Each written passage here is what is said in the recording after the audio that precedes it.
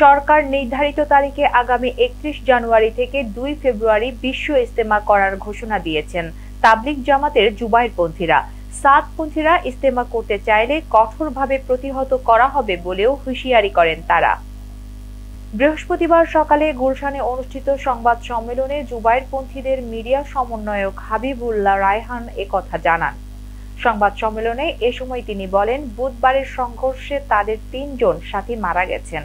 এ ঘটনায় হত্যা মামলা করা হবে বলে জানান তিনি। এ সময় তিনি আরো বলেন, মাওলানা সাদের অনুসারীরা প্রশাসনের আদেশ অমান্য করেছে। সাদপন্থীরা যদি ইজতেমা মাঠ দখলের চেষ্টা করে তাহলে সাধারণ মুসল্লিরা তাদের প্রতিহত করবে। এই বিভক্তি ইজতেমার সাধারণ মুসল্লিদের মধ্যে কোনো প্রভাব ফেলবে না। এছাড়াও মাওলানা সাদ তার মতবাদ থেকে ফিরে এসে ক্ষমা চাইলে এই সমস্যার সমাধান সম্ভব বলেও মনে করেন তিনি।